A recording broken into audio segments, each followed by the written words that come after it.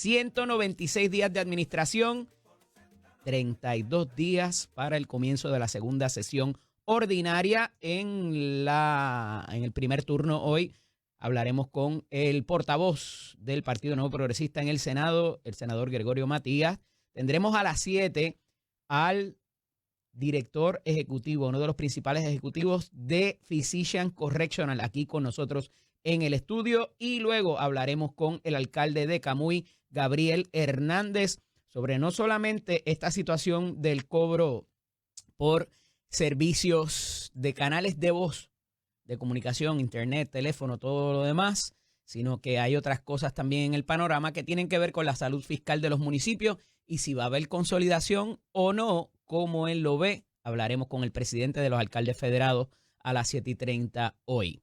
Y dando paso al orden de los asuntos, mucho de qué hablar. Y ayer les anticipábamos qué iba a ocurrir en esa vista del Congreso donde sentaron en la sillita nuevamente al director ejecutivo de la Junta de Supervisión Fiscal. Y más allá de establecer qué cambios se podían hacer en la ley federal promesa, para ver si salimos, mire, de una vez de la Junta de Supervisión Fiscal, eso parece que está lejos, lejísimo. Y es porque la primera parte de esa sesión, allá en la Subcomisión de Asuntos Insulares e Indígenas, se fue en destacar cuáles habían sido o han sido los aciertos de la Junta de Supervisión Fiscal versus las cosas que no han hecho bien o que no han llevado a cabo. Y dice que de 13 cosas que tenían que hacer de acuerdo con la ley promesa, ya han cumplido con 12 y lo que resta es el asunto de la quiebra de la Autoridad de Energía Eléctrica, que hubo bastante sobre eso y que parece haberse centrado inclusive la citación a la convocatoria por el asunto de cuándo se les va a pagar a los bonistas y cuánto, cuándo y cuánto. Y como dije, más allá de los aciertos que ha tenido la Junta, inclusive la participación del comisionado residente Pablo José Hernández trajo a la atención, y esto no era sorpresa, se los había anticipado que eso iba a pasar, el costo o gasto en consultores y asesores de la Junta a unas cantidades millonarias o billonarias debería ser. Y esto un poco se le da la vuelta en esa convocatoria ayer y se dice, no, pero es que lo que hemos logrado hasta ahora tiene que ver con esa contratación de esos asesores y consultores, porque si no, no hubiésemos logrado tanto. Y que al final del día seguimos estando aquí y estaremos porque el gobierno o las administraciones que han trascendido a través de los últimos años, de los 9 años que lleva la Junta, no han sido fiscalmente responsables y siguen presentando medidas que no necesariamente tienen con qué pagarse. Tan sencillo como eso. Se destaca el que se haya iniciado o se haya creado más bien este ente que se llama la OPAL, que es la Oficina de Presupuestos de la Asamblea Legislativa, que como hemos resaltado y destacado desde aquí, han tenido a su cargo el llevar a cabo unos informes que resalten el costo real de algunas de las medidas a las cuales se les somete y presentan un informito ahí diciendo, mira, tú quieres hacer esto y esto cuesta tanto. Y el impacto fiscal sobre las finanzas del Estado sería esta cantidad. Y eso pone en mejor posición a los propios legisladores para votarle a favor o en contra a las medidas. Y también sirve el propósito de que la Junta ya en el proceso legislativo pueda tener, porque no siempre han acogido estos informes y hay que decirlo también, pero puedan tener una mejor idea acerca de ese impacto fiscal, que al final del día esa es la orden. Para eso es que se crea la entidad de la Junta de Supervisión Fiscal. Pero en un giro súper sorpresivo, 2 congresistas que están muy atados al quehacer de Puerto Rico, entiéndase Richie Torres y Nidia Velázquez, parecen cambiar de postura porque habían denunciado en un pasado a la Junta de Supervisión Fiscal y la inconstitucionalidad inclusive de que sus directrices y sus determinaciones iban por encima de la política pública de los oficiales electos, que sí fueron electos, y de momento ahora dicen, no, espérate, si esta gente están haciendo un gran trabajo y están sirviendo un gran propósito. Y entonces, esas eran las figuras que denunciaban la permanencia de la Junta. Y ahora parece tomar un giro distinto y cambiar de postura para propósito de que la Junta es necesaria para prevenir esta situación que nos trajo a la quiebra y el que no se haya resuelto todavía el asunto de la quiebra de la Autoridad de Energía Eléctrica es importante porque, como resalté al principio, no parece que vayan a haber cambios anytime soon, como dice el americano, a la ley promesa ni para reformar los pilares esos que existen para poder salir de la Junta, lo que tenemos que lograr como país. Pero no se queda ahí, porque al hablar de esos cambios que muchos de nuestros oficiales electos están contestes o están promoviendo de que existan a la ley promesa, uno de ellos, y esa no se tocó, la necesidad de imponer requisitos éticos con los cuales tengan que cumplir los directivos y oficiales que allí se desempeñan. Tenemos el asunto de los presupuestos balanceados. Y como yo les he dicho antes, más allá de los 4 presupuestos balanceados, hay otras cosas como la vuelta a los mercados a unos intereses razonables y otras cosas que tienen que ocurrir consistentemente, entiéndase a la misma vez, o a la vez, es como se debe decir, para poder decir, mira, nosotros cumplimos con lo que dice aquí la ley promesa. Y por tanto, ya podemos salir de ello. Y resalta varias cosas Robert Mujica. Y nos deja saber que eso de los presupuestos balanceados, cuidado con eso. Porque hasta ahora, el único que hay balanceado es el del 2021-2022. Y que no se han podido certificar los demás porque el gobierno no ha entregado los estados auditados. Y ustedes recordarán que por allá en más o menos para el 2015-2016 había gente que se rasgaba las vestiduras porque ¿cómo iba a ser que la administración de Alejandro García Padilla fuera tan irresponsable de no entregar eso a tiempo?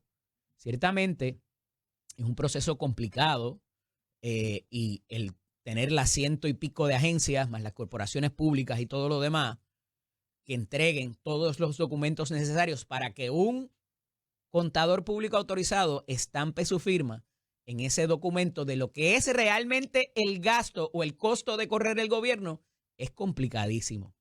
Pero nos dejan saber algo más. Y es que a pesar de que se celebró por parte de esta administración y la propia Junta de Supervisión Fiscal en tiempo récord que este presupuesto del año que comenzó, ahora el 1 de julio, no necesariamente está certificado como uno balanceado. Y dice Robert Mujica, me parece que apartándose de lo que dice la propia ley promesa, que hay que esperar a final del año para saber si está balanceado o no. Y parecería que con ese misil que lanza Robert Mujica ayer ante el Congreso, algo sabe la Junta de que no necesariamente lo presupuestado en ese último documento que firmó la gobernadora y que parece haber tenido una participación sustancial en colaboración con la Junta de Supervisión Fiscal, no va a poder satisfacer el costo del gobierno y que se va a ir por encima y que quizás, como pasó en este último año, en los últimos meses, el año fiscal, de momento hubo que buscar dinero para poder terminar el año, particularmente para los municipios. Así que puede que no esté tan balanceado. Y recuerden que una de las cosas para poder salir de la Junta es que hayan 4 presupuestos balanceados consecutivos. Si hay un año que se interrumpe, dale para atrás y volvemos a contar. Y eso está enteramente en las manos de la Junta, esa certificación.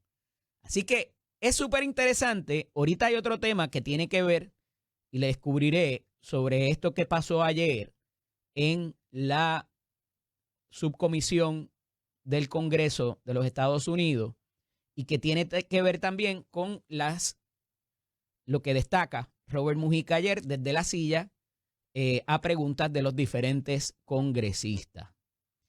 Y mire, y ahorita hablaremos también más detalle con esto, con el principal oficial ejecutivo de la corporación que da los servicios a la población, los servicios de salud a la población penal. Pero si les resultaron preocupantes, como detallé ayer, las expresiones de la gobernadora el pasado martes en cuanto a por qué se estaba cancelando el contrato de Physician y la cita particular de que fue el contratista quien soltó a la calle a Hermes Ávila, más preocupantes me parece que son las expresiones ayer del secretario de Corrección y Rehabilitación en una actividad que era para otra cosa, pero lo abordaron con el tema, porque ya se ha mencionado dentro de la notificación de cancelación el que haya una búsqueda o una revisión de propuestas para sustituir a este contratista sin haberse cumplido el término de los 30 días que mandata el contrato o los contratos, porque es una cláusula que se incluye en casi todos, de que los mismos pueden ser cancelados por ambas partes con una notificación previa de 30 días. Y hay una observación en cuanto a esta cláusula que tengo mis serias dudas, pero lo voy a cubrir ya mismo con otro caso de otra cancelación que se da en otra agencia pública. Pero quedándonos sobre esto del Departamento de Corrección y Rehabilitación, porque ayer era para otra cosa que estaban allí, que me parece que es una medida muy acertada. Y la gobernadora la firma en ley y se celebró la convocatoria en el Departamento de Corrección. Pero el secretario nos dice varias cosas ayer, a quien respeto, distingo y pienso que es un profesional de excelencia y que se vio sumido o se ha visto sumido como algunos otros en estas controversias de los contratos porque era una promesa de la gobernadora antes de llegar al puesto. Y esa parte es importante, como se lo recalqué ayer y se lo he venido recalcando, porque hay una información de los registros de la agencia que la gobernadora solamente pudo haber accedido cuando llegó al puesto el 2 de enero. Y antes de eso, quizás era por la percepción pública o por lo que había visto que pasó en las vistas que llevó a cabo el Senado bajo la intervención directa del ex senador Vargas Vidot. Y vuelvo y le repito a la gobernadora y le insto a leerse el documento que redactó el hoy presidente del Senado, en ese momento como portavoz de la minoría, sobre todos los testimonios que se virtieron para récord en esa cantidad sustancial de vistas que se llevaron a cabo en el Senado de Puerto Rico a la culminación del cuatrenio pasado, el año pasado. Y yendo directamente al aspecto político que tiene esto, porque fue una promesa de campaña, no lo podemos sacarle ahí por las propias admisiones que ha hecho la gobernadora. Y ayer el secretario un poco dice, a mí nadie me ha influenciado. Esto yo lo examiné, lo miré, yo conozco los tribunales, yo vengo de toda una vida en los tribunales, dijo el secretario, y era lo más correcto enviar esa notificación y esa cancelación de contrato y empezar a buscar quién sustituya esos servicios. Y esos servicios, de acuerdo a un caso federal que todavía está vivo, requiere de unas certificaciones que no todo el mundo tiene, y voy para allá ahorita. Pero, de nuevo, parecen adjudicar toda la responsabilidad del caso de Hermes Ávila sobre el contratista. Y va tan lejos como que, vuelvo y repito, las expresiones de la gobernadora de que fue Physician quien lo soltó a la calle. A pesar de que habían otras personas y otros entes del propio gobierno que tuvieron que firmar ahí. Y había otros requisitos más allá de la recomendación médica. Había un examen hasta psiquiátrico, o debió haberlo. Y había que cumplir unas condiciones de acuerdo a la ley que tenía que supervisar el Departamento de Corrección. Muy a pesar de que ese cernimiento médico, ese análisis médico del expediente o del propio confinado, había que cumplir con las condiciones. Porque si él padecía de una condición incapacitante, alguien tenía que hacerse cargo de él. Tenía que haber constancia de cómo se iba a alimentar, quién le iba a llevar a las citas médicas, porque ya no estaba en la cárcel. Ya tenía que acudir mediante, de alguna manera, privadamente, a seguir dándose tratamiento. Y entonces, esa parte se cumplió efectivamente. Se le dio seguimiento a ver si se estaban cumpliendo con las condiciones. En un momento dado, eso provocó de que revirtieran otros casos distintos de personas que habían solicitado bajo la misma ley. Y obviamente esto es caso a caso porque hay una evaluación más allá de la médica. Entonces, ¿verdad? Nos levanta el asunto de qué verdaderamente motiva la cancelación de esto. Pero es más preocupante todavía, porque en una de las expresiones del secretario ayer, dice, a mí nadie me ha presionado. De hecho, yo no estaba en el equipo de la gobernadora de campaña. Secretario. Pues claro que no lo podía estar si usted era un juez. Y los jueces no pueden ir ni a votar en las primarias, ni identificarse con partido político. Es razonable quizás hasta concluir de que si no estaba con Jennifer en campaña, estaba con Pierluisi. No queda claro. Pero evidentemente era una imposibilidad, siendo usted un juez en funciones, de que estuviera en un equipo de campaña. Entonces, parece esa misma expresión también apartarse de cualquier expresión que hizo Jennifer González antes de ser gobernadora. A mí no me metan en eso, eso fue lo que ella dijo antes de llegar al puesto. Y esta parte es importante para las motivaciones. Y sabemos también, por voz de otras situaciones en otras agencias, de que la cancelación de contratos es la orden del día. Y le decía ayer aquí a Raúl Márquez cómo es que para Luma y cancelar el contrato de Luma no se ha enviado la notificación todavía porque había que recabar mucha más información. Pero para el de Physician no. Entonces, ¿cuál es la vara para la cancelación de contrato? Y vuelvo y recalco. Hay una situación en términos de cómo se cancela el contrato. El cómo es importante, se lo digo todos los días. Porque hay una cosa, una pequeña cosa, que se llama debido proceso de ley. Y es de carácter constitucional, federal y estatal. Y a usted no le pueden cancelar un contrato donde usted tiene un interés por esa clausulita que dice que a nadie se le puede privar de sus bienes o de su vida sin darle oportunidad de defenderse. Por eso es que le leen los derechos a usted cuando lo arrestan. Por eso es que nadie se le puede meter en su casa tampoco. Por eso es que no le pueden desahuciar y quitarle su casa sin que le den una compensación y una vista para defenderse cuando quieren expropiarle.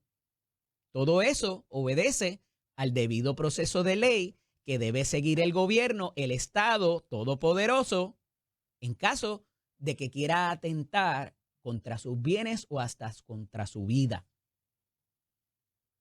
Aquí no hay pena de muerte, pero en las jurisdicciones donde la hay, tiene que haber un juicio, tiene que haber un jurado, tienen que haber unas determinaciones, se le tiene que proveer la oportunidad de saber de qué se le acusa, y ahí llegamos.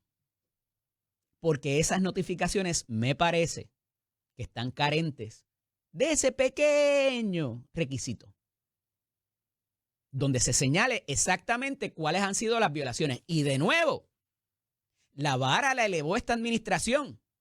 No podemos cancelar el contrato de Luma porque eso va a ir al tribunal y tenemos que documentar el incumplimiento. Y que cuando se envíe esa notificación, ha dicho la gobernadora y sus portavoces, tiene que estar documentado. Mira, esta era la disposición tal en el contrato, se violentó. Esta otra se violentó. Esta otra se cumplió. Pero, y aquí están todos los incumplimientos. Y como un incumplimiento material, sustantivo, de mucho peso, entonces te envío la notificación de cancelación. Esa es la norma. Ese es el Estado de Derecho hasta hoy a las 6:21 de la mañana. Si la administración entiende que ha cambiado y que pueden ir en otra vía para cancelar los contratos de nuevo, donde hay un interés propietario de un contratista y una expectativa de continuidad hasta el vencimiento de la misma, y algunos me dirán, pero es que el contratista mismo se puede quitar porque la cláusula es para los dos lados. Sí, pero el contratista también, si envía una notificación de que no quiere continuar en el contrato, tiene que establecer las razones. Y debería haber un proceso donde se le provea a ambas partes la oportunidad para subsanar cualquier deficiencia que reclame cualquiera de los dos. Ese es el debido proceso de ley y hay que garantizarlo. Y de hecho, se le debe notificar que si no está de acuerdo con las determinaciones emitidas por la agencia, a dónde tienen que acceder y un tiempo para impugnar las mismas. Es por eso que se haya tenido que ir al tribunal en un proceso de interdicto, a través de un mecanismo de interdicto, para detener no solamente la cancelación del contrato, sino inclusive revisar propuestas para sustituir a ese contratista. Y esto es importante porque, vuelvo y les digo, está pasando en otras agencias. Y para darle continuidad a esto, acaba de pasar en el Departamento de Salud. Recordarán que hace unas semanas hablábamos de la cancelación del contrato para las cámaras y el monitoreo de las mismas en las escuelas, que había provisto y había provocado de que no hubieran escalamientos, que no hubiesen tampoco situaciones de peligrosidad, porque el servicio hasta ahora era de excelencia y nadie ha probado lo contrario. Y ahora le acaban a ese mismo contratista del Departamento de Educación, le acaban de cancelar los servicios de seguridad en el Departamento de Salud. Entonces, ¿cuál es la promesa de campaña? ¿Cancelar por los incumplimientos o cancelarle a los contratistas que no estuvieron conmigo? Porque ya no es uno ni dos, hay varios. Y lo que se ha dicho, que están los tiburones rondando para quedarse con esos contratos. Y que hay cabilderos y todo lo demás que se ha traído en esa instancia.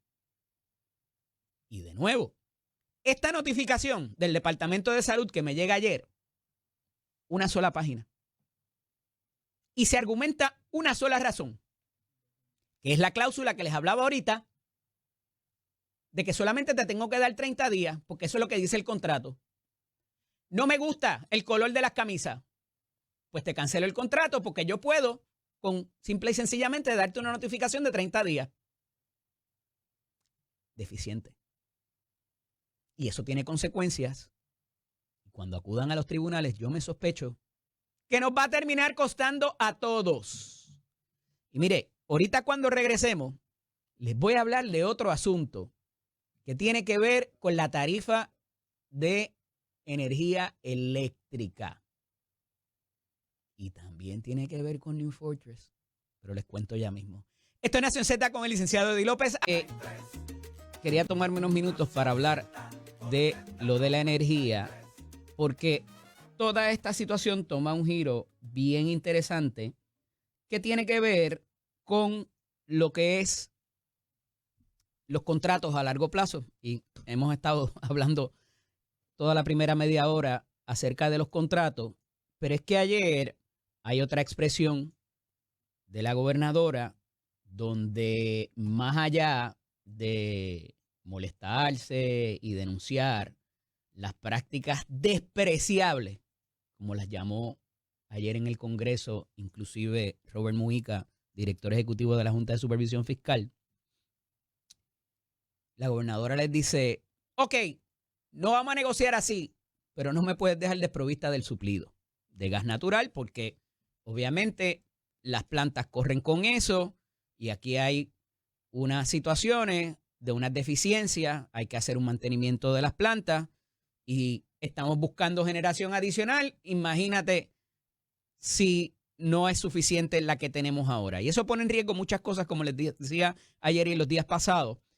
Y por esa razón hay unas disposiciones federales que me parece que es lo que verdaderamente movió y disuadió a New Fortress de finalmente atracar el barco ayer y proveer el suplido necesario. Y, ¿verdad? Obviamente hubo un daño ya propinado, porque hubo que apagar hasta 9 de las centrales o de las unidades de las centrales, y eso puso en riesgo en un momento dado, más allá del costo que tuvo de mover las que se podían mover con diésel.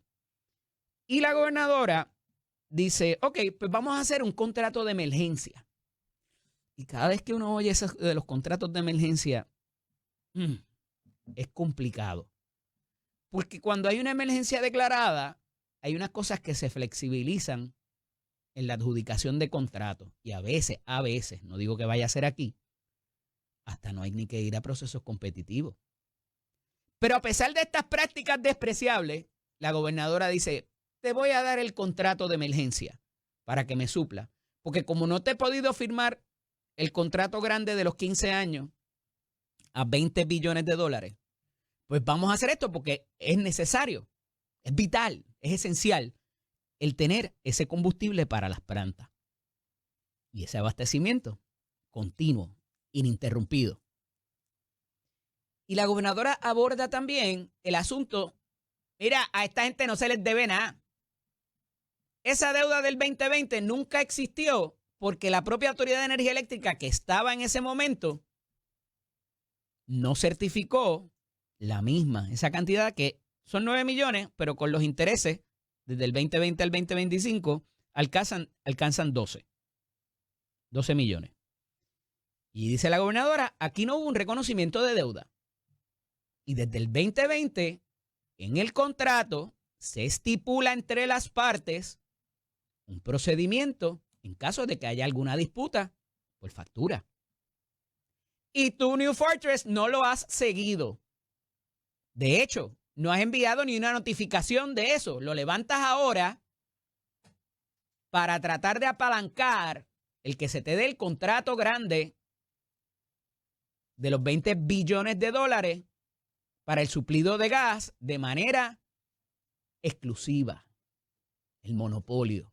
Y tanto la Junta de Supervisión Fiscal, y lo dijo ayer Robert Mujica también en la vista congresional, como el negociado de energía, han levantado banderas sobre las cláusulas que existen en ese contrato y sobre los que lo negociaron también, ya sea las alianzas público-privadas o cualquier otra entidad que haya participado en ese proceso.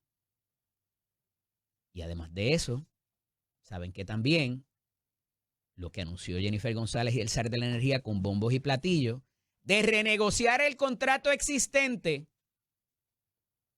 para sacar las cláusulas de bonificaciones a New Fortress, o a Genera, más bien, y darles adelante 110 millones de pesos que ya ellos estaban afilándose los colmillos con él, eso no va.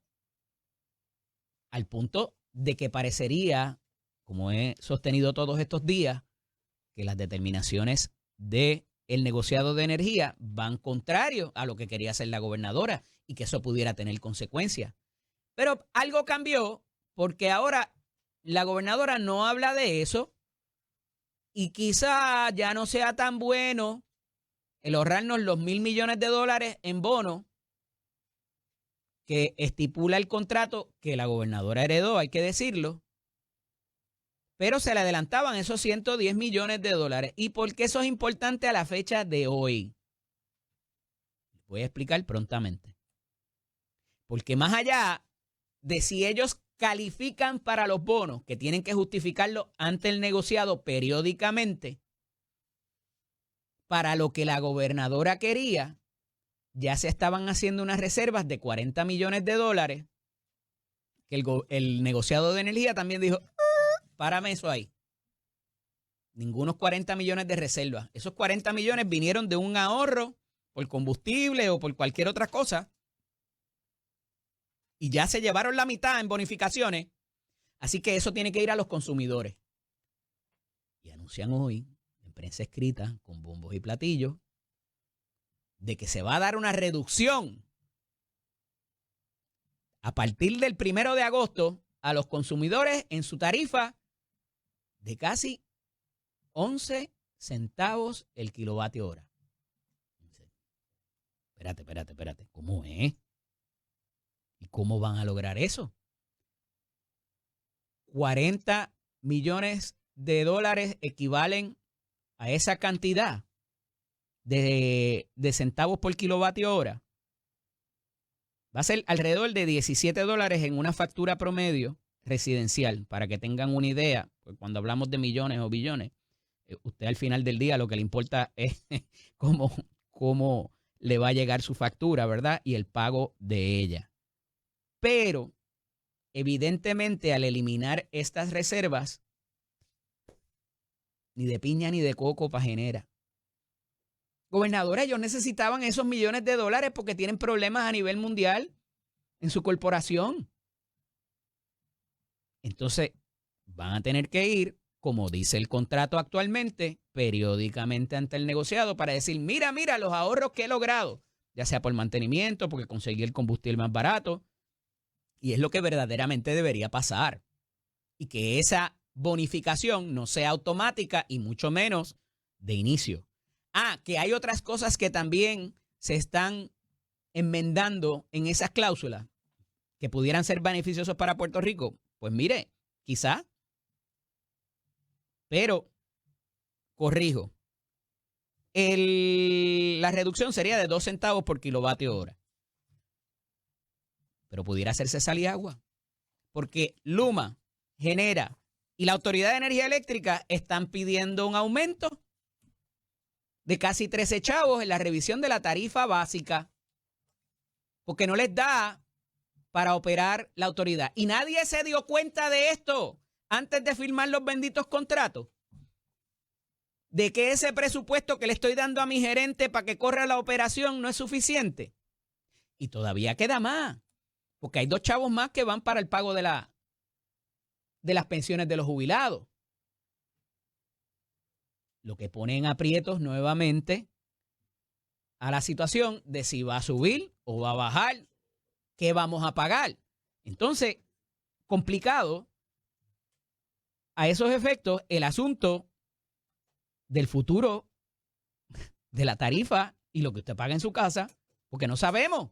Y como eso lo revisan cada 3 meses, a ver cuánto nos costó el combustible, si es que llega, pues un poco complicado para el gobierno y cómo maneja esta situación de la energía, porque políticamente no es beneficioso para el contribuyente, para el consumidor y mucho menos para el votante. Así que por esa partida hay que ver cómo driblea esa bola la gobernadora, el zar de la energía, y qué pueden anunciar para mitigar lo que a todas luces va a ser un impacto mucho mayor que esos 40 millones que tenían reservados, que son de nosotros, porque provino de un ahorro en el propio presupuesto. Y es una sola vez. ¿Hasta cuánto puede durar? Veremos a ver. Les había anticipado también que el presupuesto no necesariamente está balanceado. Y eso lo dijo ayer Robert Mujica. No hay mucho más que decir en términos de que ellos necesitan certificar cuando se acabe el año. Pero en cuanto a esto del negociado y de New Fortress, la gobernadora dice también que el contrato queda sin efecto por la actuación unilateral y despreciable, como la llama Robert Mujica, de virar ese barco y no hacerlo llegar para el suplido. Y que por eso es que entonces hay que hacer un contrato de emergencia. Esa parte se me había quedado y es necesaria compartirla con ustedes. De nuevo, esto nos pone en una posición de cómo se llevan a cabo los procesos competitivos, cómo se adjudican, quién interviene, cuál influencia pudiera haber. Y aunque no sea cierto que hay influencias indebidas, la percepción es esa. Y de que el que tiene padrino se bautiza, lamentablemente. Y después, si no me gusta el color de la camisa del contratista, pues se lo mando a cancelar. Porque ya yo prometí eso en la campaña.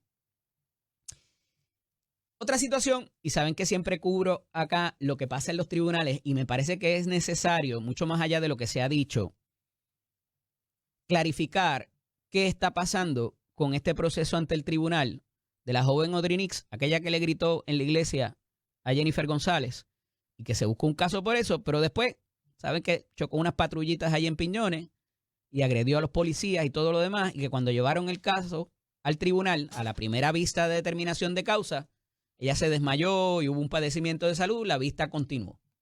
Mire, los abogados de la defensa de ella dijeron, una vez se determinó la causa probable y ella desmayada en el piso, dicen, no, aquí no se siguió un procedimiento adecuado, ella no estaba consciente de lo que estaba radicándosele, la citación que se le hace para propósitos posteriores, tampoco ella estaba consciente de eso y hay que darle para atrás. Y una juez le compró eso, ese argumento. Y la juez determinó que habían serios errores de la juez que adjudicó la causa probable. Eso no elimina nada de lo que pasó antes, ni mucho menos los testimonios directos de los participantes en esos procesos. Y me refiero a los policías o a quien haya tenido oportunidad de evidenciar lo que pasó con el choque de las patrullas y la agresión a los policías particularmente. La resistencia al arresto y todo lo demás, pues obviamente es incidental una cosa con la otra. Digo, no todo el mundo se resiste al arresto, eso no es lo que pasa ordinariamente, pero cuando se resiste el arresto, en caso de una intervención con la policía, también hay un cargo adicional. Es menos grave y todo lo que ustedes quieran, pero al final del día es parte de cómo ocurrieron los sucesos que la motivaron a llevarla al tribunal. Dada esta situación y se había ordenado la desestimación de los cargos, el próximo evento que había era la vista preliminar por haber cargos graves. Y eso se detuvo en un momento dado por la desestimación que había decretado una juez. El Departamento de Justicia, a través de sus fiscales, dice, no. Esa juez se equivocó y al decretar la suspensión de los cargos o la desestimación de los cargos, debo decir, y entonces yo le voy a dar un break a la juez para que reconsidere su determinación. Y ahí es donde estamos actualmente. Que los cargos se pueden levantar de nuevo y dejar la desestimación es una de las vías que tiene, uno de los mecanismos que tiene la Fiscalía. Pero se ha decidido, y tienen toda la prerrogativa los fiscales, de decir, no, yo voy a litigar esa determinación de que hubo serios errores.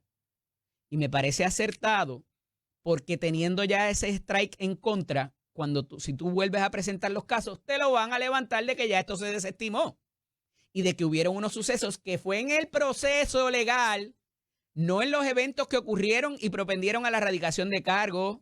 Y eso es importante porque aquí no se habla de arrestos ilegales ni detenciones ilegales. O sea, ahí hubo unas cosas que ocurrieron y hay la prueba para probarlo, valga la redundancia. Así que, ¿dónde estamos? Hay que ver qué pase con esa reconsideración que se le pide a la juez para que corrija su determinación de desestimación, para entonces ver si se prosigue al apelativo o al Supremo, o si por el contrario, entonces se vuelven a presentar los cargos en una vista de determinación de causa en alzada, el segundo turno al bate que tienen los fiscales. Pero me parece que hay que subsanar esa determinación de desestimación primero para poder continuar los procesos, porque ciertamente es una mancha complicada para juez o jurado que vaya a intervenir en ese caso más adelante. Así que en ese caso estamos con la famosa Audrey Nix y ver entonces cuál va a ser la posición también de su defensa, que me parece que eso es lo que está en espera del tribunal para atender la reconsideración y se le había dado un término para que presentaran sus argumentos. Así que por ahí va esa nave espacial. Veremos a ver cómo aterriza, como siempre les digo, y cómo le explicamos al marciano, que alguien que no se sabe comportar, que tiene un comportamiento antisocial evidenciado por demás, y entonces no pasa nada o puede salir por la puerta ancha. Esto no es ningún tecnicismo. Son preceptos constitucionales. Ciertamente, si la persona no está, y eso lo he recalcado, no está ante, ¿verdad?, en una condición de salud que pueda entender el proceso, y mucho menos si está inconsciente, pues debió haberse detenido quizás el proceso ahí y darle la atención médica o las medicinas que ella requería, cualquier otra cosa que pudieran argumentar los abogados. No obstante, eso no priva al Estado de tener su prueba completa y al parecer hasta ahora robusta, para evidenciar lo que ocurrieron en esos eventos. Veremos a ver muchas cosas que están pasando en ese Departamento de Justicia y otras que son ruido que no necesariamente tiene que ver con cómo se adjudican las responsabilidades correspondientes. Mire, entre otras cosas, y algo que ocurre ayer, cuando el secretario de Corrección se une a las expresiones de la gobernadora, y me parece que agrava más la situación con sus expresiones en la parte de político partidista, como les dije ahorita. Allí lo que se celebraba era algo muy interesante y me parece que es bueno para la rehabilitación, particularmente, que es un componente importante de la labor que realiza el Departamento de Corrección. Y hay una queja de los guardias, de los sociopenales, hay otras cosas que algunos confinados quieren tener, y que una reunión con el presidente del Senado para detallarle algunas cosas. Pero ayer lo que se celebraba allí era una medida del presidente del Senado, Tomás Rivera Chats, para hacer unos cambios para una vertiente de los confinados que están en mínima o mediana seguridad, y proveerles un ambiente y una experiencia laboral con municipios o con instituciones sin fines de lucro, con unos roles definidos, y particularmente proveerles de un oficio. Y no solamente que estudien el oficio, sino que puedan de alguna manera desempeñarlo también, y se le dé ese break, esa integración con un ambiente laboral, ya sea dándole el servicio, como dije, a los municipios o instituciones sin fines de lucro.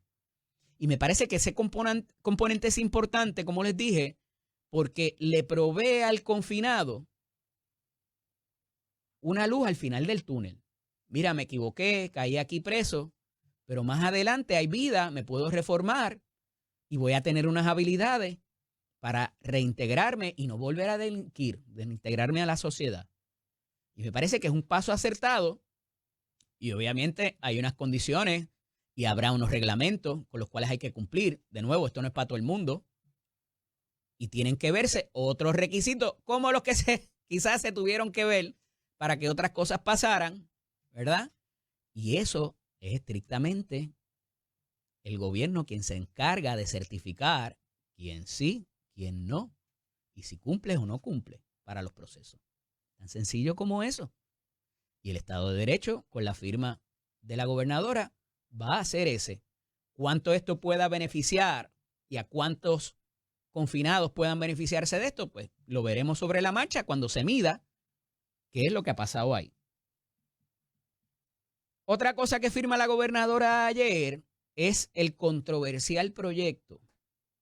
Y tenemos poca información en cuanto a esto, que no sea el big picture, ¿verdad? De prohibir los procedimientos quirúrgicos y médicos para la conversión de género de menores de edad. Y esto fue muy controversial en la Asamblea Legislativa cuando se discutió. Y es importante porque el propio secretario de Salud levantó una enmienda que no sé si se adoptó o no, porque entiendo que lo recalcó luego de aprobada la medida en los cuerpos, ya cuando iba de camino a Fortaleza, y simplemente se dice que se aprobó con enmiendas, pero yo no estoy completamente en conocimiento, y les voy a hacer la asignación para ver si se adoptaron esas posiciones que trajo el propio secretario de Salud. Porque si bien las vamos a prohibir de ahora en adelante, hay una gente que está en el proceso, unos menores de edad que están en el proceso. Y sería inhumano, sería cruel que ya ha comenzado el proceso, de momento no tengas ni acceso a los medicamentos, a las hormonas que requiere para un proceso que ya comenzaste. Y en las legislaciones hay unas cosas que se llaman la cláusula del abuelo, el grandfather clause, que si existe un cambio en la ley para prohibir conductas o prácticas, si ya tú lo has hecho o estás en el proceso, no es que la legislación no te aplique, pero estás protegido porque ya antes de que ese cambio se diera en ley, se estaba en ese procedimiento. Y esa parte es importante que se respete, porque si bien aquí el mayor de edad sí pudiera entrar a hacerse esos cambios, ¿verdad?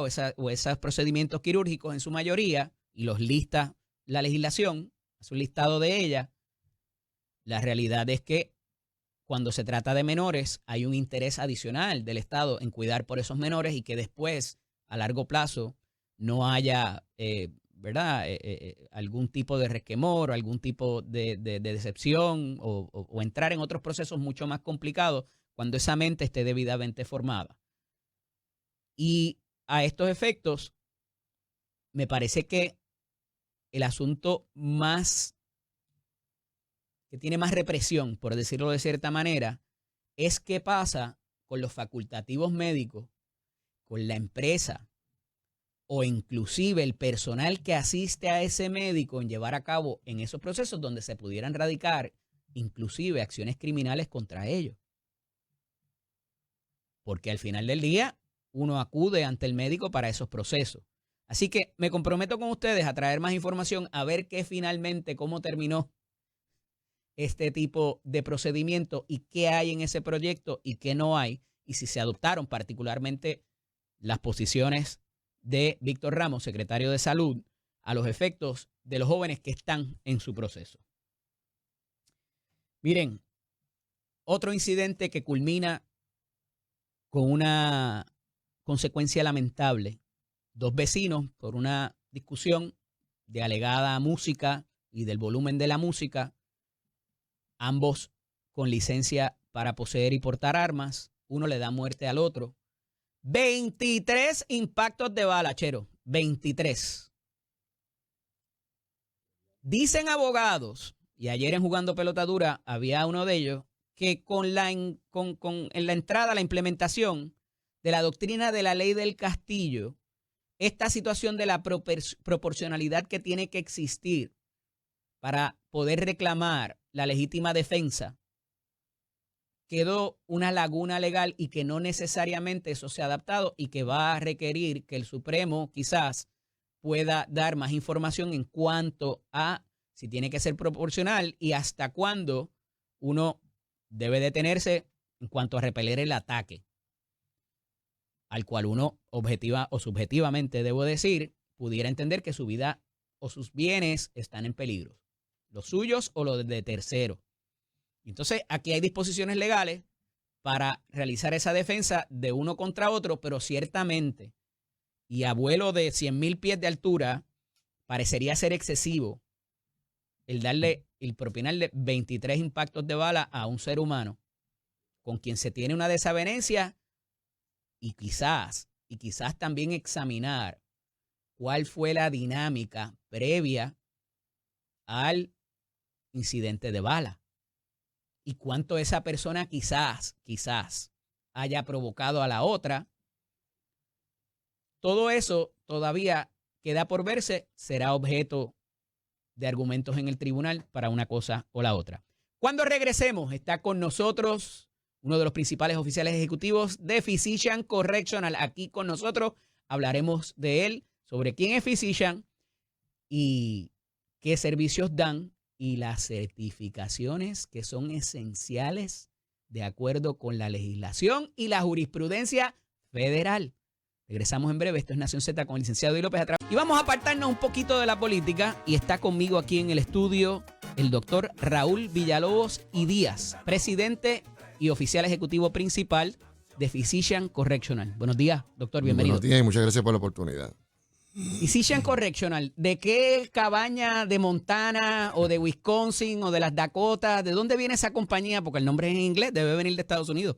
Nuestra compañía viene de Carolina, Puerto Rico, ¿verdad? Nosotros somos, mi hermano y yo, jibaritos de Carolina, y desde hace 30 y pico de años fundamos un grupo corporativo para dar servicios de salud, principalmente a la población más necesitada, a través de estructuras de clínicas de Medicaid, conocida como la reforma del doctor Rosselló. Luego empezamos los Medicare Advantage. También tenemos 17 salas de emergencia. O sea que hemos estado en estos 30 y pico de años dando servicios a la población que más lo necesitan.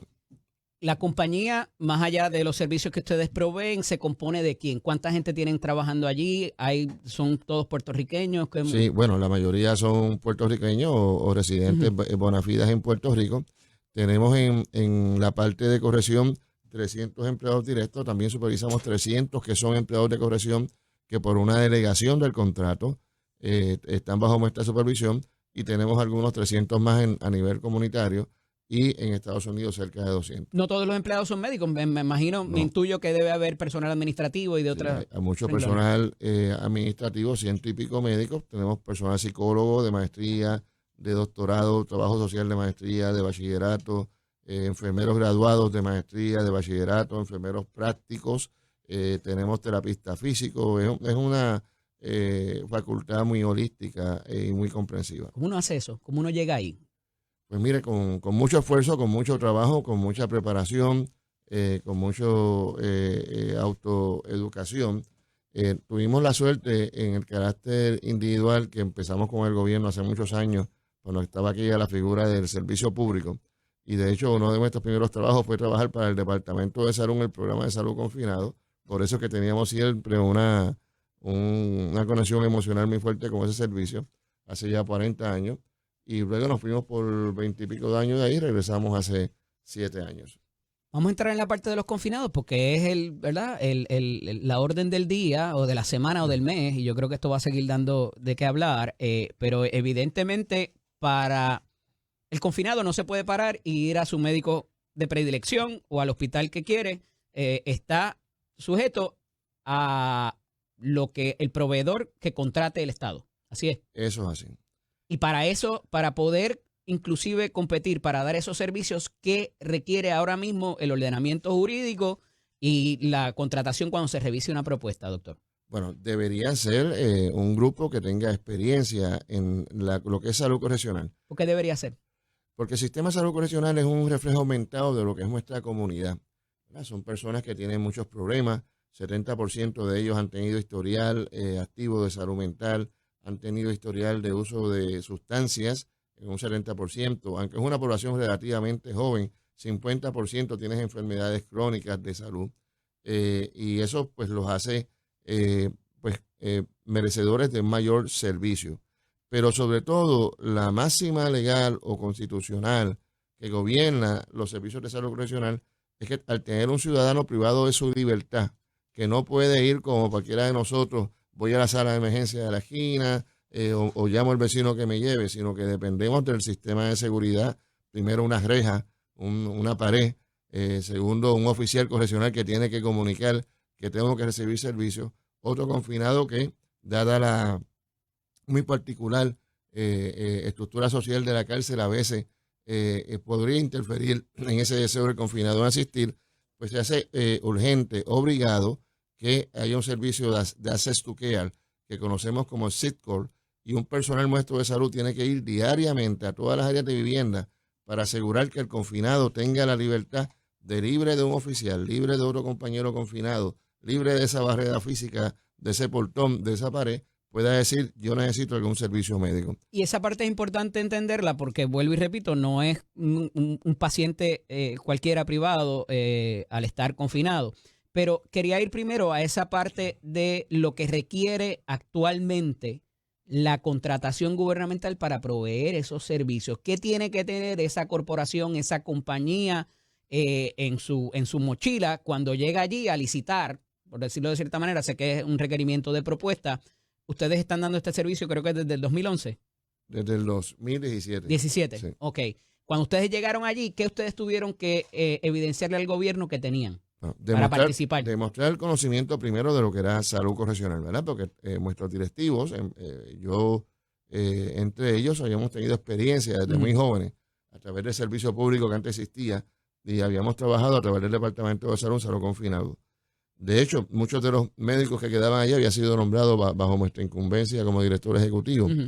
Y eso pues no lo tiene todo el mundo. Esto es un sistema que requiere un poquito de exposición para tú aprender, para educarte, porque hay mucha ignorancia de los facultativos que están en la comunidad de cómo funciona eso allá adentro. Es fundamental tener conocimiento sobre lo que es salud correccional y los estándares que gobiernan por la National Commission on Correctional Healthcare esos servicios. Ahí quería llegar porque más allá de tener los seguros, las pólizas de seguro, pericia, todo lo que se conoce, también hay unas certificaciones que hay que tener, no porque el contrato lo diga, es porque hay unos casos previos que todavía uno de ellos está vivo, como lo hay en el Departamento de Educación con el caso de Rosalía Vélez.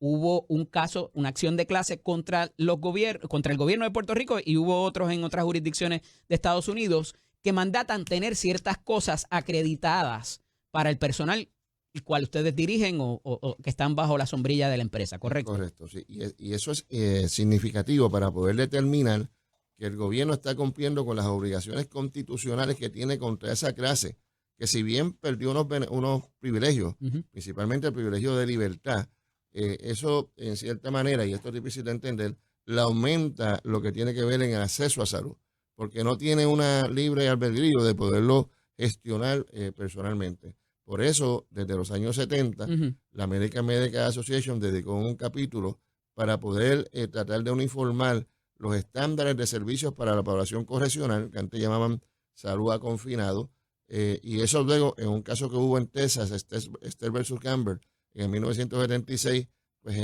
determinó que eso se estaba violentando, se hizo un pleito de clase primero en Texas, se repitió en muchas jurisdicciones, en Puerto Rico fue en el 79 con el caso Morales Feliciano, que duró 40 años y costó cientos de millones de dólares en multa en Puerto Rico, para poder asegurar que esas deficiencias crónicas del Estado en dar esos servicios, que no solamente se reducían a hacinamiento, a una violencia tremenda, a un descontrol, una entropía ahí en términos de seguridad, pues que se pudiera limitar. Y casi todos esos casos determinaron que servicios, por ejemplo, como la salud, era preferible manejarlo por entes privados especializados, como los alimentos. Vamos a detenernos ahí, porque al igual que los alimentos también estoy de acuerdo, hasta los servicios telefónicos también. Correcto. O sea, son necesidades que el gobierno está obligado a suplir constitucionalmente a esas personas confinadas. Pero ese caso, particularmente para Puerto Rico, detalla de que tiene que ser un privado quien los dé. Correcto. Y un privado certificado, por lo que he leído. Sí. Y no todo el mundo, no toda entidad que provea esos servicios está acreditada. Mira, esto es como las universidades, ¿verdad? Con la Middle States, que es quien certifica las universidades y los colegios, y dicen, pues, si tú cumples, no tú cumples, más allá de cuando se dan los programas a títulos graduados, ¿verdad? Pero son quien certifica que esa institución, en los contratos, es requisito esa certificación. Eso es correcto. Bien rapidito, para 1979, cuando el juez empieza a visitar las instituciones y nombra un monitor para determinar qué tipo de cumplimiento o no cumplimiento había, todavía existía el vestigio de que las cárceles se manejaban con un médico que respondía al superintendente, un empleado de Estado, que lo hacía part-time, que no tenía recursos de medicina. De hecho, no habían farmacias en las instituciones, lo que violaba la ley estatal, donde tiene que haber una farmacia. Y así pues también los servicios para rehabilitar condiciones de dependencia de sustancia, trastornos ¿verdad? de sustancia. Y los psiquiátricos ni hablar, porque evidentemente... Los psiquiátricos ni hablar. Entonces, lo que se hizo en aquel momento fue, corrección, tú no puedes hacerlo. Vamos a darle la parte de salud al Departamento de Salud, y se llama Programa de Salud al Confinado. Vamos a darle la parte de ANSCA de lo que es DITOS, y rehabilitación prospectivamente con agonistas de opiáceos como metadona, que era el más popular en esos momentos. Estamos hablando de 40 años atrás. Vamos a darle la parte de salud ambiental porque había problemas de sabandija, condiciones, ¿verdad?, realmente paupérrimas. Y vamos a usar como todos los elementos del Estado que tienen expertise para ayudarlo. Así eso funcionó cerca de 10 años hasta que el tribunal se convenció de que eso no era suficiente. Ya para el año 99 se discutía pasar esos servicios a un ente que no fuera el Departamento de Salud o retomarlos a corrección, pero el historial de corrección manejarlos era fatal. Entonces el juez Pérez Jiménez, que fue un juez que dedicó gran parte de su vida a poder reformar estos servicios, con las dos partes determinó que se creara un ente privado, non for profit en principio, para poder dar estos servicios y quitarles eso al Departamento de Salud. Esto fue un proceso controvertido. O sea que ni salud ni corrección. Tiene que ser ahora un privado de cierto tiempo para acá. Así de claro, se estableció esa corporación sin fines de lucro. Aún así el juez Pérez Jiménez estableció que esto era un proceso transitorio, que una vez se organizaban los servicios tenía que ir a libre competencia, porque no se iba a dar un perennial state donde esa compañía pudiera estar. Aún así la compañía estuvo cerca de 14 años por muchas razones, y fue con el juez Baldodoro que se pudo establecer para hacer un RSP nuevo, que fue donde entramos nosotros. Volviendo un poco a la certificación, porque me parece esencial e importante, ¿cuán difícil es conseguir esa acreditación de ese subcapítulo de la AMA? Pues muy difícil, porque requiere de adiestramiento de nuestro personal, educarlos, no solamente personal nuestro, requiere adiestramiento de los oficiales correccionales, de los superintendentes, facilidades físicas. Y en el caso nuestro nos tardó 3 años conseguir la primera acreditación, después renovarlas en 6 años y entonces aspirar a la segunda acreditación, que era la de salud mental, la cual tenemos en todas las facilidades, menos en Sabana Hoyo, Mayagüez y Aguadilla, que ya la tenemos para el próximo año. Además de eso, hay una acreditación que es para el Opioid Treatment Program, que no es muy común en la nación, y la logramos hacer, y eso es lo que nos hizo por primera vez receptores del Pinnacle Award, que somos la primera jurisdicción estatal a nivel nacional en haberlo recibido. Sin tener que contar con recursos de afuera, ni que venga ninguna otra compañía de afuera a suplirlo. No, usamos consultores, usamos... o sea, ustedes han invertido en certificarse. Mucho dinero, y de hecho, más de 100 y pico de nuestros profesionales son hoy CCHP, que es Certified Correctional Health Professional, que es la jurisdicción que más certificados tiene. Es como un board especial para trabajar en salud. ¿Y son empleados o subcontratistas suyos? Sí, es así. Doctor, a esos efectos, ustedes antes de comenzar en el 2017 había otro contratista que proveía los servicios y se decidió cancelar ese contrato. ¿Ese contratista tenía las certificaciones que ustedes tienen? No tenían la acreditación. ¿Y esa compañía o alguna subsidiaria o ¿verdad? O 2.0 de esa compañía todavía no tienen las certificaciones que ustedes tienen? No, porque ellos llevan 7 años sin trabajar en el ámbito de salud correccional. Se cambiaron el nombre, ellos eran Correctional Health Service Corporation. Ahora se cambiaron por alguna razón a Comprehensive Human Service Corporation, pero siguen siendo la misma corporación sin fines de lucro que se creó específicamente para salud correccional. De alguna manera ellos consiguieron algún release para poder dedicarse, reorientar su fin público hacia otra área. En ese sentido, un día típico de los servicios que ustedes dan con los contratistas y los empleados que ustedes tienen en un penal. Pues mira, los 2 aspectos esenciales. Primero, hacer el SICCOR, que es el Access to Care. Tenemos que asegurarnos los 7 días de la semana que se visiten todas las áreas de vivienda con un personal de salud para que ese confinado, ya sea sentenciado o sumariado, ¿verdad?, que aquí se mezclan las poblaciones, en Estados Unidos están separadas, tenga la oportunidad libremente de decirle a un personal de salud, yo necesito ver. O sea, ustedes tienen un personal allí todos los días. Todos los días. ¿Y van celda por celda?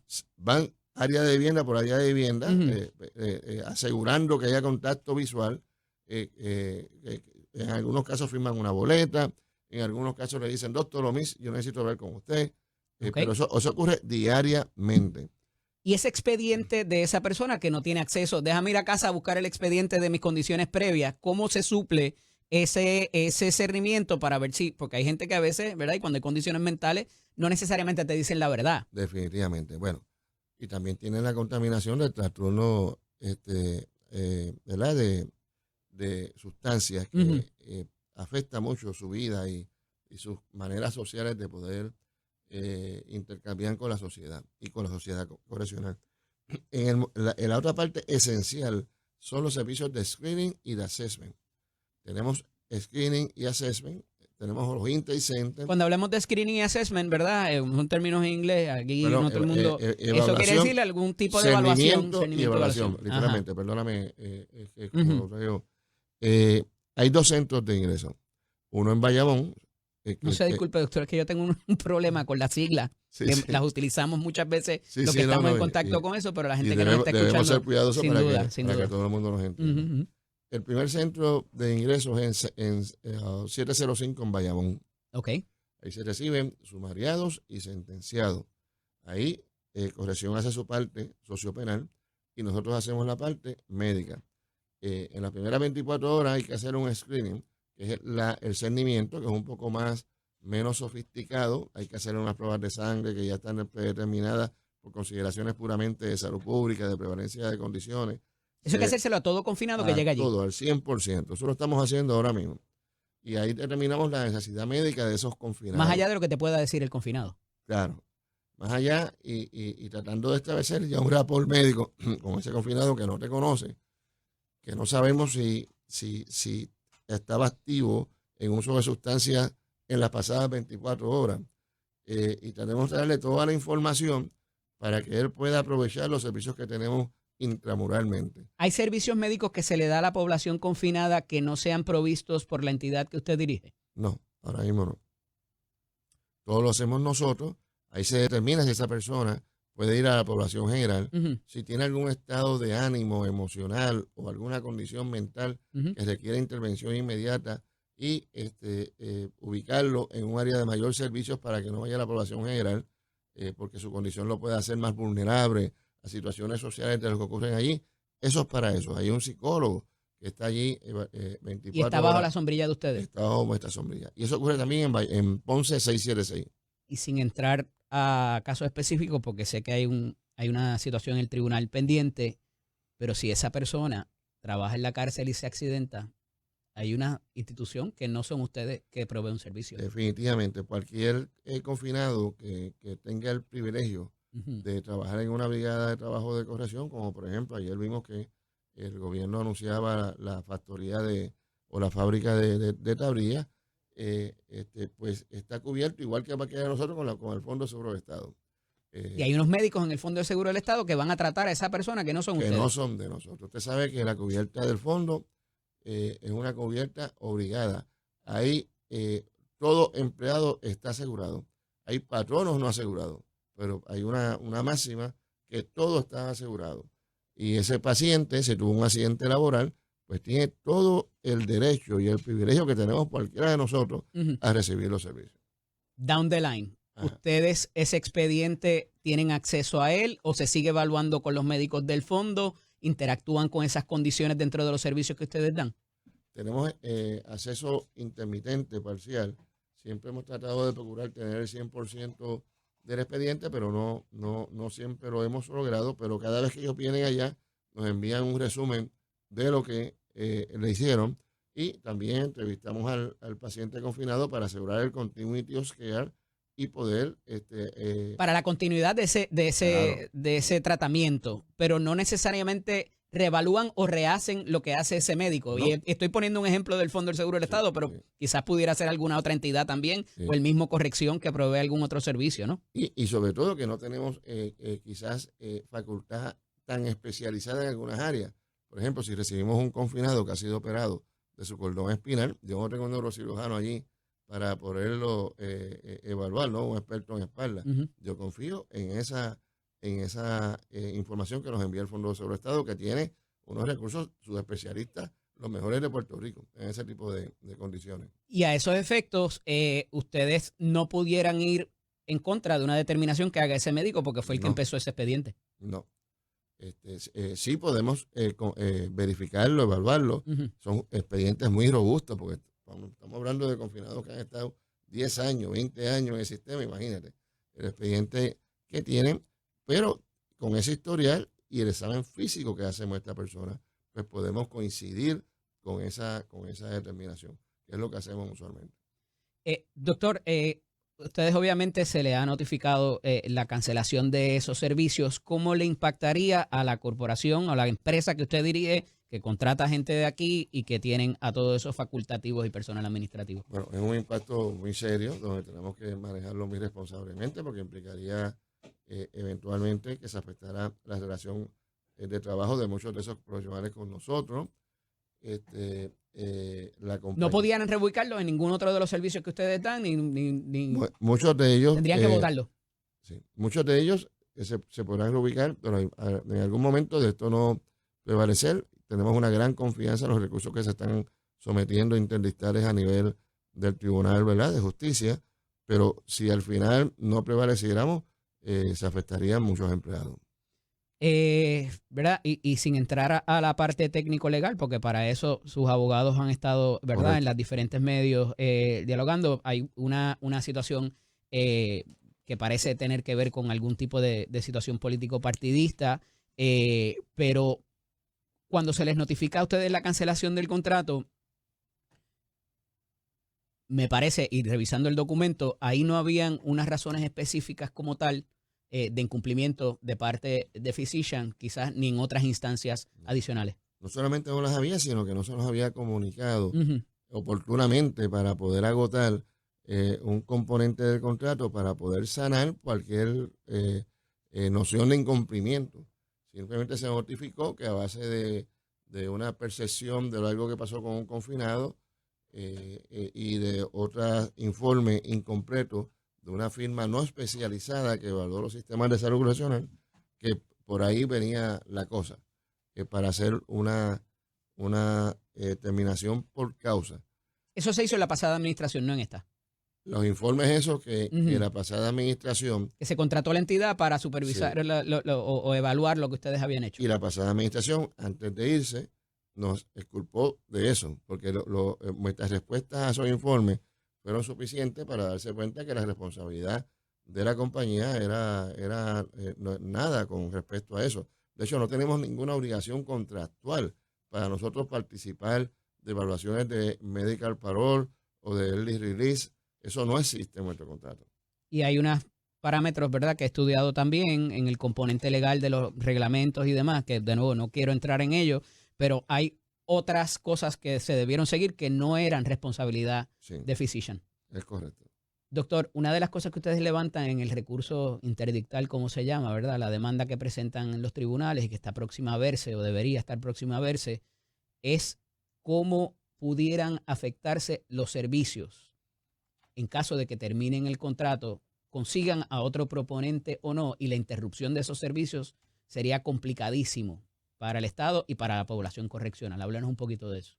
Bueno, para empezar, en nuestro personal gerencial, que es el personal directivo, pues mucho de ese personal se queda con nosotros y no estarían disponibles para trabajar en ninguna transición. Esto es muy complejo en términos del manejo del récord médico electrónico. Nosotros compramos un récord médico electrónico cuando llegamos, que es de Una programación que se hace para mantenerlo. el software para el récord Ajá. médico electrónico también se mantiene parte de récord médico por papel, porque así lo ha seguido. Pero el servicio que recibe ese confinado, doctor, se afectaría Se en esa tiene que transición. afectar porque vamos a ver, ¿verdad?, de la mejor manera que se puede lograr, pero podrían estar viendo pacientes sin expediente médico. Todo el formato, el aparato tecnológico de las nubes, donde esa información pertenece a nosotros como una inversión millonaria que hicimos para poder no tener que depender de... Y no todo el mundo o toda compañía tiene esa capacidad que ustedes tienen y las certificaciones. No la tiene. Muchos usan recursos externos, como quizás podrían ser compañías nacionales que tienen nube de almacenaje. Nosotros tenemos una estructura interna para poder ser autosuficientes y eso pues, no estaría disponible. Estas cosas usualmente requieren como mínimo una transición de 180 días para poderlo hacer de forma responsable. Y esto no está planteado aquí, ¿verdad? Esto es un procedimiento demasiado expedito, 10 días para que se acerquen, 10 días más para que propongan y 10 días más para decidir. Honradamente, en mi experiencia con el gobierno, veo muy difícil que lo puedan lograr. Doctor, yo le agradezco que haya estado acá con nosotros para hablarnos, ¿verdad? No de la parte legal, sino de la parte corporativa, cómo funcionan los servicios y el peligro Sí. de el cambio, inclusive, por más que pudieran tener las certificaciones, que me parece que no la tienen en el listado que se ha provisto hasta ahora, y al final del día que nos vayamos a coger multas de nuevo, como pasó con el hacinamiento. Para empezar, otro elemento muy sofisticado es la administración de los medicamentos. Tenemos una droguería interna que nosotros compramos los medicamentos. Wow. Tenemos 8 farmacias que es la que la dispensa, lo distribuye. Esas licencias, una vez nosotros nos vayamos, se van a cancelar, o sea, va a haber una interrupción que va a ser un poco complicado restablecer en un tiempo suficiente para que no se afecten los servicios sin violar la ley, porque no se debe servir un medicamento y la ley de farmacia es muy específica. Claro. Y esos medicamentos pertenecen a nosotros. Eso funciona en un sistema donde nosotros compramos todo eso y luego el Estado nos reembolsa. Doctor, le quiero agradecer nuevamente por haber estado con nosotros. El tiempo me traiciona, pero continuaremos dándole seguimiento a esto porque me parece importante y que si hay una justificación que pueda mínimamente ser notificada a ustedes y que les den la oportunidad también de subsanarla si es que es subsanable. Gracias. Sí, solamente añadí, ¿verdad?, que el reconocimiento que sostuvo por la National Commission on Correctional Care en medicina física, en mental health, en OTP programs, es único. Somos la única jurisdicción nacional. Pretender decir que eso ha sido algo, ¿verdad?, Que se sacaron de la manga. Es algo mínimamente irresponsable y demuestra mucha ignorancia de las personas que recién han llegado a administrar el sistema. Doctor Raúl Villalobos Díaz, gracias nuevamente. Muchas gracias. Hablaremos, cómo no. Gracias, Esto es Nación Z con el licenciado Eddie López. Anticipé, tenemos por la vía telefónica a Gabriel Hernández, alcalde del municipio de Camuy y presidente de los alcaldes federados. Buenos días, alcalde, bienvenido. Sí, Eddie, buenos días a todo el pueblo puertorriqueño. Alcalde, muchas cosas pasando con este asunto de los municipios y la salud fiscal y todo lo demás. Y llevo ya varios días estableciendo que el proyecto 615 no crea un impuesto nuevo, sino que modifica lo que actualmente se paga. Hubo unas expresiones suyas recientemente que agrava más esa situación porque es que se lo están cobrando ya los consumidores en la factura y no lo están remitiendo donde tienen que enviarlo. Pónganos esto en contexto para poderlo entender, ¿verdad? Porque sé que es algo complicado cuando se trata de tecnología.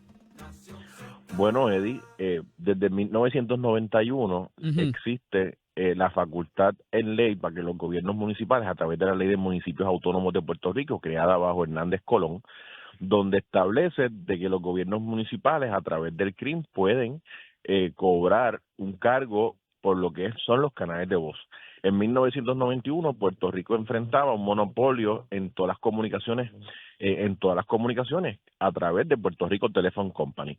Cuando llegó en 1998, Pedro Rosselló, muy inteligentemente, tomó la decisión correcta, que en aquel momento le hicieron huelgas, murieron personas, rompió ese monopolio y vendió la Telefónica. Si hoy la Telefónica estuviese operando, fuese otro elefante blanco. Cuando ocurrió eso en el 98, de que se rompió el monopolio de las telecomunicaciones en Puerto Rico, de todo lo que tenía que ver con telefonía, pues entonces abrió el mercado. Esto provocó de que llegaran a Puerto Rico diferentes tipos de compañías. Conocemos sobre 20 compañías en Puerto Rico que dan servicios de telefonía y data. ¿Qué pasa? Nunca se atemperó la ley definiendo exactamente lo que era un canal de voz. Estamos en el 2025, estamos hablando de una ley de 1991, estamos hablando que llegó la era tecnológica en los 90 y en los 2000, y en el momento de crear esa definición no estaba en la era tecnológica que estamos hoy, pues por lo tanto tenemos que atemperarnos a los tiempos. Ya el teléfono análogo que tú recibías en tu casa a través de una cajita y de un cable, ya prácticamente eso es obsoleto, ya eso hoy no existe. ¿Qué pasa? Las diferentes compañías en Puerto Rico siguen cobrando a los consumidores todos sus cargos contributivos, pero sin embargo hay un grupo de esas compañías que no reembolsan ese dinero al Estado. ¿Por qué? Porque el Estado no tiene los mecanismos de fiscalización y el proyecto 615 lo que hace es que crea esos mecanismos haciendo una definición clara de lo que es un canal de voz, atemperando a los tiempos de que ahora usted puede recibir un número telefónico a través de internet, a través de data, no necesariamente a través de un cable análogo como era en 1991. Esta no es la primera vez que esto se presenta, ¿verdad, alcalde? No, inclusive tanto legisladores de todos los partidos lo hemos presentado. Jorge Colbert Toro, cuando era representante en el 2004, presentó una medida parecida, que fue coautora la hoy gobernadora de Puerto Rico, Jennifer González. Luego nuestra propia gobernadora, cuando era representante en el 2008, vuelve y radica un proyecto similar sobre definir lo que es canal de voz. Y lo que nosotros buscamos en la plataforma del PNP, Eddie, no establece de imponerle ni un solo impuesto más al pueblo puertorriqueño. El pueblo puertorriqueño está cansado de que se resuelvan los problemas con impuestos. Sin embargo, tenemos que tener las garras suficientes para ir contra ese comerciante, contra esa empresa que no cumple con el Estado pagando sus contribuciones. No es inaceptable de que esa contribución se le cobre al pueblo puertorriqueño y que no sea remitida al CRIN, al Departamento de Hacienda. Ustedes recordarán cuando se implementó el IBU en Puerto Rico. Cuando se implementó el IBU en Puerto Rico, el nivel de captación estaba sobre el 50% y los comerciantes le cobraban el 7.5% en aquel momento a todo el mundo. Y cuando se comenzó a fiscalizar, a traer diferentes métodos de tecnología a fiscalizar, hoy día estamos hablando de que está sobre el 80% de nivel de captación. Pues eso es lo que queremos hacer. Queremos tener que lo que contribuye esa patente inmueble de las comunicaciones en Puerto Rico se pueda captar todo el dinero y que llegue al CRIM. Y si nosotros resolvemos este problema, estamos hablando de que si los números de las organizaciones que dicen por ahí están sobre 1.100 millones, estamos hablando que hay una evasión contributiva gajafara allá afuera. ¿Y quién se está quedando con esos chavos, alcalde? Bueno, cada compañía telefónica que no emite, ahora mismo está pagando, claro, está pagando Liberty, está pagando T-Mobile. De ahí en fuera, ninguna otra compañía de telecomunicaciones está pagando. ¿Dónde está ese dinero? Hay que preguntarle a ellos. O sea, ¿A dónde lo están cobrando, remitiendo? pero no lo están remitiendo, para tenerlo claro. Bueno, en sus gastos operacionales, ustedes, cuando uno tiene una empresa, el sector privado tiene una empresa, dentro de su marco de costo de mercado, tiene que establecer primero cuáles son sus gastos operacionales. Y en todos sus gastos operacionales tú tienes que incluir las contribuciones, las aportaciones contributivas que tú tienes que dar por dar el servicio que estás dando en esa jurisdicción, en este caso Puerto Rico.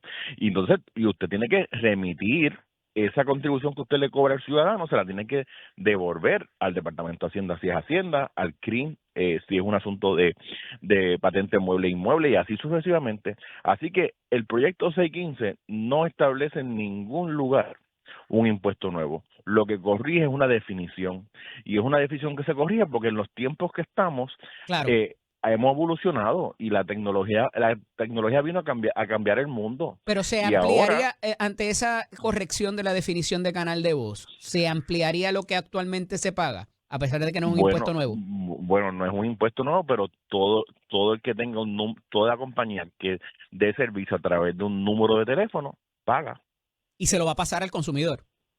Bueno, se lo está pasando al consumidor ahora mismo, es como el 911. Pero por eso quiero decir, o sea, si yo voy a la factura ahora mismo, yo puedo ver una línea en mi factura que dice canal de voz. No está explícitamente como canal de voz, porque te van a poner cargos gubernamentales, cargos por servicios. Ok. Pero cada empresa determina cómo va a recuperar esa obligación contributiva que tiene con el Estado. Porque la organización, la entidad, la compañía es la que tiene esa obligación de cobrarlo y remitirlo. Claro. Mira, Claro, para darte un ejemplo, Claro ha emitido, ha pagado contribuciones sobre 23 millones de dólares sobre este renglón. Hay ocasiones que ellos mismos se prepagan, que la misma propia compañía se prepaga, va voluntariamente aquí a decir, yo tengo que pagar tanto. Y entonces no tenemos mecanismos, el CRIM no tiene mecanismos para poder fiscalizar si eso que está pagando el CRIM es correcto. Si eso que está pagando Claro es correcto, si lo que está pagando T-Mobile es correcto, y si lo que están pagando las demás compañías en Puerto Rico que no pagan, cuánto tienen que pagar y cómo le vamos a meter mano a y no corregir esa definición, alcalde, ¿les ha prevenido quizás de llevar un caso en el tribunal para esos propósitos, de recobrarlo? ya ha habido casos en el tribunal.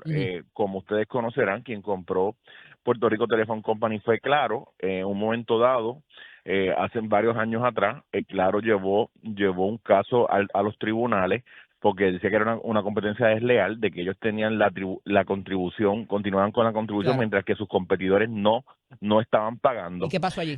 Y eso fue una decisión de que tenían que continuar pagando, pero en la sentencia establece al CRIM de que tenían que legislar para corregir eso. Desde entonces no ha pasado nada. ¿Y eso fue más o menos Entonces, para cuándo? cada vez estamos hablando de que eso hace aproximadamente 10 años, Ya. 10 años aproximadamente.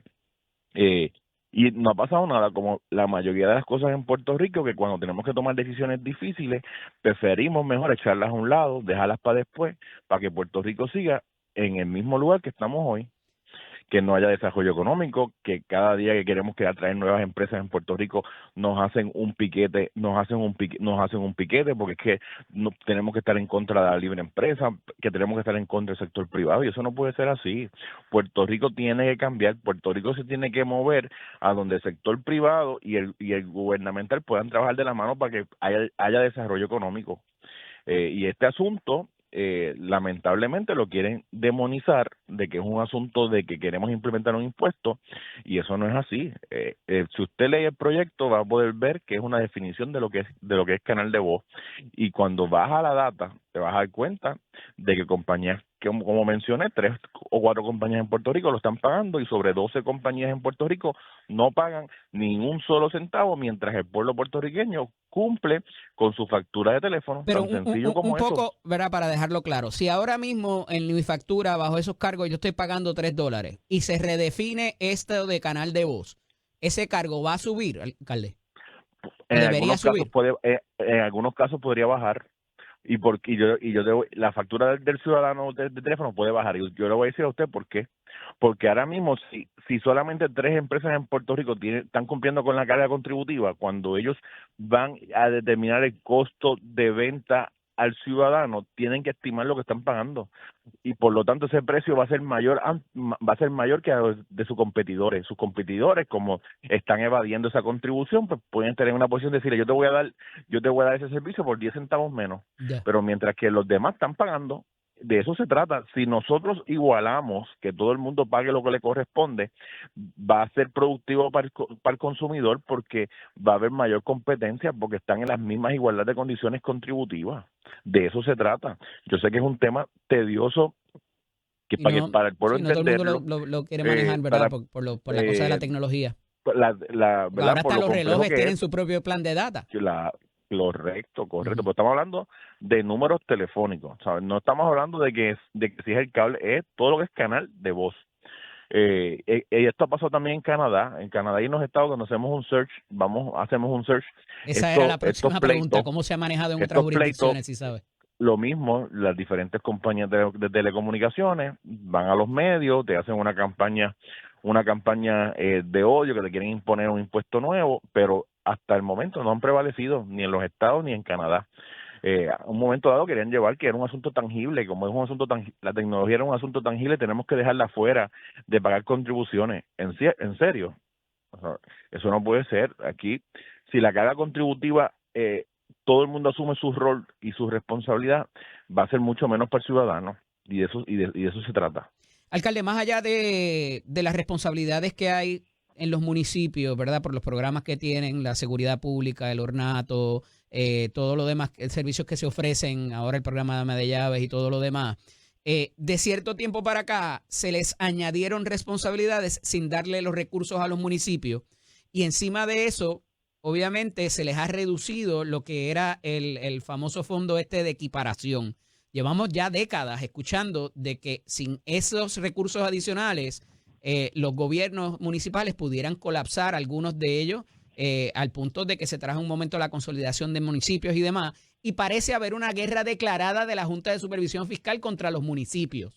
En ese sentido, ustedes han llevado esa campaña, iba a haber un rescate financiero que parece que después no lo hubo en el presupuesto, y eso los ha llevado a ustedes a tener que hacer cosas, ¿verdad? Quizás como esta, revisitar ciertos aspectos. verdaderamente cuán cerca pudiera estar el colapso de los municipios con las responsabilidades que tienen y las que se le han sumado sobre la marcha? Bueno, Eddie, la realidad es que los gobiernos municipales tienen retos todos los días y esto no se trata solamente de municipios pequeños, los municipios grandes también los tienen, ¿verdad? Porque tienen a mayor proporción. Sí.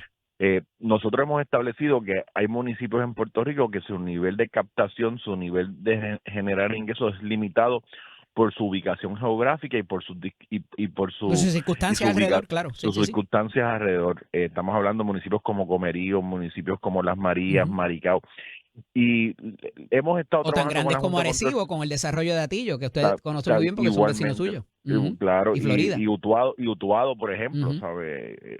Que territorialmente es uno de los municipios más grandes con el menor presupuesto. Utuado tiene un presupuesto de $10 millones, Con ¿sabe? la extensibilidad de terreno que tiene, claro. Con Ujú. toda la extensión de terreno que tiene, ¿verdad? Ujú. Nosotros hemos estado incisivamente a la Junta de Control Fiscal de que tiene que establecer un mecanismo que sea recurrente para trabajar estos municipios que de cierta manera tienen una desventaja con los municipios costeros y los municipios más desarrollados. Hemos sido exitosos parcialmente en algunos renglones y le digo a qué renglones me refiero. Hemos logrado de mantener ya fijo lo que es una aportación de 30 millones de servicios esenciales. Tenemos por segundo año consecutivo 30 millones para iniciativas municipales, que si lo sumamos, esto nos lleva a 60 millones. Este año también logramos tener de manera recurrente los 15 millones para aportaciones para amas de llave, ya eso te lleva el número a 75 millones. Y también tenemos 9 millones para lo que es el tercer turno de paramédicos, lo que te lleva a estos 84 millones que hacen 3 presupuestos atrás no existían. Y esto ha sido a base de todos los reclamos que hemos hecho los compañeros alcaldes, la asociación, la federación, el pasado gobernador, nuestra gobernadora Jennifer González, que ha estado también haciendo una voz a favor de los gobiernos locales. Pero 84 millones no En un dan. presupuesto de 13,000 millones, alcalde, eso es un tanquecito de oxígeno de 5 minutos, me parece, ¿no? Definitivamente, te estoy hablando de dinero nuevo, ¿verdad? Porque Sí, sí, también sí. allí hay ese dinero nuevo que se ha logrado en los últimos 2 Sí, porque presupuestos mucha que gente hemos entendió que logrado. los 387 millones que anunció la gobernadora en el mensaje de estado de situación eran nuevos. Pero no, ahí No, no, había dinero ya ya, presupuestado. ahí Lo estamos nuevo hablando. verdaderamente fue ¿cuánto? ¿84 millones? 87 millones es las asignaciones que hemos buscado, ¿verdad? Te la puedo llevar a 90 millones porque también hay 5 millones si hay 5 millones adicionales para obras y mejoras, pero estamos hablando de 92 millones. Estos dineros lo hemos logrado en los últimos 2 presupuestos en negociaciones. Lo que la gobernadora mencionó que llega a 300 millones porque se suma lo que son la aportación de ley 53 de la reestructuración de la deuda que está recogido de basura. Eso nos asignan aproximadamente 56 millones. Estamos hablando de la exención que hay por el momento del 80% de las aportaciones a CES. Como el gobierno federal está cubriendo el 80% de las aportaciones de ACES, pues nos están dando a nosotros un crédito que no es en líquido, ¿verdad? Es Eso un muy crédito. pronto pudiera cambiar, alcalde, con lo que está Bueno, pasando en la la CES ley, y a nivel federal con los fondos bueno, federales. la asignación es hasta el 2027 Ujú. y en el Beautiful Bill del presidente Trump, al contrario, no se tocó ningún tipo de reducciones a las A los block jurisdicciones grants, sí. a las jurisdicciones que tienen territorio, ¿verdad? De Estados Unidos, al contrario. Nosotros en esa legislación federal logramos tener lo que es el ROM tax otra vez que Se se pudo aumentó, activar, hubo como se 3 pesos más aumentó, por cada, por cada galón, se por aumentó litro. y eso tenemos que reconocerlo que por los pasados 8 años el gobierno federal no había actuado sobre eso y vino la administración de Trump y nos hizo justicia ahí. Así que eso también es un gran avance. Cuando la Pero Junta dice que todavía, ustedes lo que hacen es viajar y hacer festivales y gastarse chavos en las tomas de posesión, alcalde, ¿cómo usted toma eso? bueno, eso no es correcto.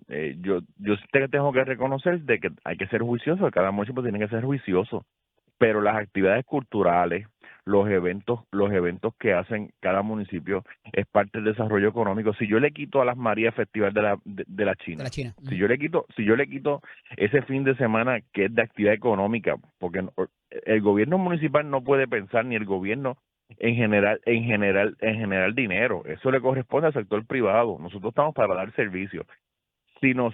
si el alcalde de Las Marías eliminase el Festival de la China, ¿qué actividad económica en el año puede sustituir eso? Esa es la pregunta. Pero contratar 15 cuando- orquestas por una toma de posesión, alcalde. Bueno, eso es inaceptable. Ujú. Eso es inaceptable. Y el que lo hace no es responsable financieramente y tiene que el pueblo que lo eligió tiene que evaluar ese tipo de conducta. Pero hablamos de los festivales, la mayoría de los festivales tienen auspiciadores y los auspiciadores en su inmensa mayoría son el gobierno central. Yo hago festivales en mi pueblo, pero la Comisión de Seguridad en el Tránsito me auspicia, la Compañía de Turismo me auspicia, Lotería de Puerto Rico me auspicia, PIDA de Puerto Rico me auspicia, ACA me auspicia, y así pasa en los diferentes municipios. Y adicional a eso, el sector privado aporta. Pero, Las alcalde, no mencione cooperativas, mucho las eso porque a ver la cooperativas. Junta se lo tumba también o le ponen No, porque trabas. esos dineros para eso. La compañía de turismo está creada para incentivar el turismo local y tú incentivas el turismo local a través de festivales, a través de eventos culturales, a través de ferias, de convenciones, y eso es completamente legal. La Comisión de Seguridad en el Tránsito opera con fondos federales, y las asignaciones que recibe la Comisión de Seguridad en el Tránsito es para eso, para fomentar, evitar que usted guíe o usted conduzca bajo los efectos del alcohol. ¿Y dónde tienes que promocionarte? Pues en los diferentes eventos para que la gente haga conciencia, y así sucesivamente. Así que decir que los municipios hacen mal uso para fiestas, pues cada caso tienen que evaluarlo individual, porque tienen que ver el retorno de inversión, Pero tienen usted que se ha ver quiénes sentado son con los la Junta auspiciadores. y han podido hablar acerca de esas situaciones que ellos detallan a cada rato en la prensa Te escrita. tengo que decir, Eddie, mi comunicación con la Junta es excelente. Yo con el señor Roberto Mojica hemos tenido nuestras diferencias, como las vamos a seguir teniendo, pero hemos podido sentarnos en la mesa y hemos podido llegar a consenso y acuerdo. Yo tengo comunicación con ellos cada vez que entiendo que lo amerita. Ahora mismo los presidentes de los cuerpos hicieron una distribución de 15 millones sobre 21 municipios para obras y mejoras permanentes. Eso lo hicieron el 30 de junio. Hoy estamos a jueves, al martes, no habían contestado todavía.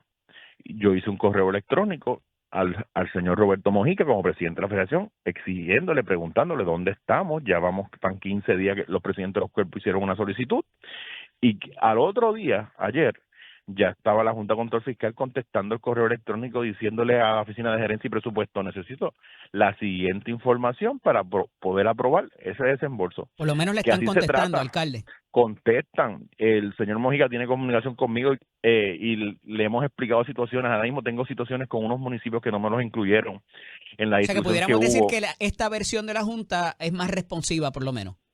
Definitivamente es más humana, tiene más sentido de urgencia. El señor Mojica entiende más lo que es el aparato municipal. En eso te lo tengo que reconocer. Alcalde, ¿y no teme Eh, que la posición del presidente del Senado o de la gobernadora en términos de que la Junta se tenga que ir y los a denunciar a la vista congresional, lo que venga entonces es una recomposición y nos no, manden 7 u 8 vaqueros de allá leales al presidente?